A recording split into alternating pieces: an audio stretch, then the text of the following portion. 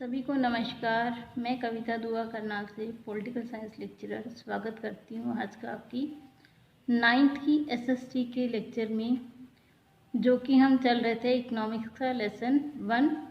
Lesson का नाम था पालमपुर गांव की कहानी। कल हमने उस लेसन को दूसरे भाग में समाप्त किया था। आज हम उसके मेन पॉइंट्स चलेंगे, उसके बाद जो उसके प्रश्न हैं वो देखेंगे कि इसमें कौन कौन से प्रश्न बनते हैं। तो आइए शुरू करते हैं अपना आज के लेसन के मेन पॉइंट। उत्पादन क्रियाएं, इसमें दो तरह की क्रियाएं शामिल होती हैं, एक तो कृषि और एक गैर कृषि। कृषि आप सभी जानते हैं, किसी भी तरह की हम फसल जो खेतों में उत्पन्न करते हैं वो उसके अंतर्गत आ जाती है कृषि क्रियाओं के। और जो गैर कृषि क्रियाएं, उसमें छोटे छोटे उद्योग, यातायात के साधन, बैंक, डाकखाने, दुकानदारी, वो सारी चीज़ें शामिल हैं। तो देखिए, उत्पादन का उद्देश्य क्या होता है कि हम वस्तु और सेवा जो उत्पन्न कर रहे हैं उसका उद्देश्य लाभ कमाना होता है। तो जो उत्पादन के साधन हैं वो कौन से हैं, आपको लेसन के दौरान भी बताया गया था कि 4 साधन हैं: भूमि, श्रम, पूंजी व उद्यम। इन साधनों की सहायता से उत्पादन संभव हो पाता है। उसके बाद आपको बताया गया था कि भौतिक पूंजी 2 प्रकार की होती है, एक तो स्थायी और एक कार्यशील। स्थायी पूंजी क्या है, इसमें औजार, मशीनें, भवन आती हैं। और कार्यशील कौन सी हैं, जो हमें उत्पादन के लिए प्रतिदिन आवश्यकता होती है जिसकी, जैसे कि कच्चा माल या माल खरीदने के लिए जो पैसे या मजदूरों को भुगतान करने के लिए जो पैसे हैं, वो सारी हमारी कार्यशील पूंजी में आ जाती हैं।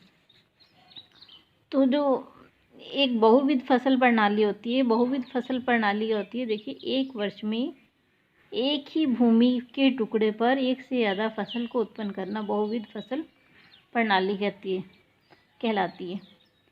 1 हेक्टेयर कितना होता है?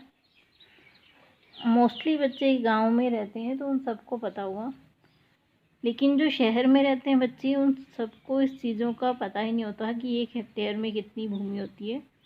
तो 1 हेक्टेयर 100 मीटर की भुजा वाले क्षेत्रफल के बराबर होता है।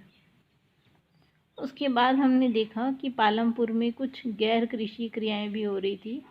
गैर कृषि क्रियाओं में आपका शामिल था दूध की डेयरी, लघु विनिर्माण उद्योग, दुकानदारी, परिवहन के साधन। उसके अलावा अब आगे चलते हैं उससे कि मौसम कैसा होना चाहिए। कृषि की फसलें 2 प्रकार की हैं, एक तो खरीफ और रबी।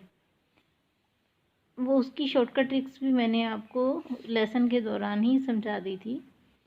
अब आगे देखते हैं कि जो हम हरित क्रांति आई तो उसके लिए किन चीज़ों का प्रयोग किया गया। उनके लिए उत्तम क्वालिटी के बीज, सिंचाई के साधन, नई तकनीक, मशीनरी, कीटनाशकों का प्रयोग कर फसल क्षेत्रफल से उत्पादन को बढ़ाने की कोशिश की गई, जिसमें कि भारत, पंजाब, हरियाणा, पंजाब, उत्तर प्रदेश आदि राज्य ज़्यादा सक्सेसफुल रहे। तो देखिए, अब हम चलते हैं इसके मेन प्रश्नों पर। तो आइए शुरू करते हैं हम अपने इसके मेन प्रश्न। वो हैं कि देखिए, पालमपुर में परिवारों की संख्या कितनी है। ये एक आपको 1 वर्ड वाले क्वेश्चन में आ जाता है, एमसीक्यू में भी आ जाता है बहुत बार ये प्रश्न। उसके अलावा बहुविध फसल प्रणाली क्या होती है, अभी आपको बता दिया था मैंने कि एक साल में एक ही भूमि के टुकड़े से एक से अधिक फसलों को जब हम उत्पन्न करते हैं तो उसे बहुविध फसल प्रणाली कहते हैं। उसके अलावा भौतिक पूंजी से आप क्या समझते हैं? पालमपुर के लोगों का मुख्य व्यवसाय क्या था?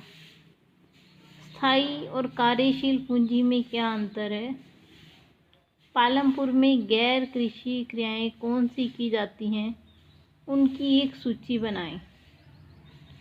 वस्तु व सेवा के उत्पादन के लिए किन वस्तुओं की आवश्यकता होती है, आपको बताया गया था, भूमि, श्रम, पूंजी इत्यादि। उसके अलावा क्या उसी भूमि के टुकड़े से अधिक पैदावार की जा सकती है, यदि हाँ तो हमें किन वस्तुओं की आवश्यकता होती है।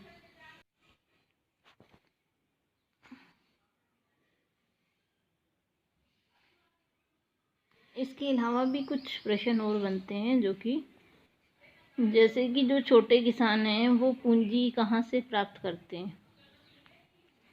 देखिए, जो बड़े किसान हैं वो तो अपना बैंकों से लोन ले लेते हैं, लेकिन जो छोटे किसान हैं उनके पास बैंक में ज़मानत के रूप में रखने को कुछ नहीं होता, तो वो कहाँ से कर लेते हैं? बड़े बड़े साहूकारों से और अपने पारिवारिक रिश्तेदारों से।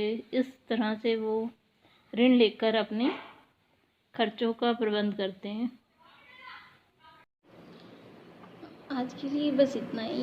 अब कल आपसे फिर से मुलाकात होगी, तब हम करेंगे इकोनॉमिक्स का ही लेसन 2 संसाधन के रूप में लोग।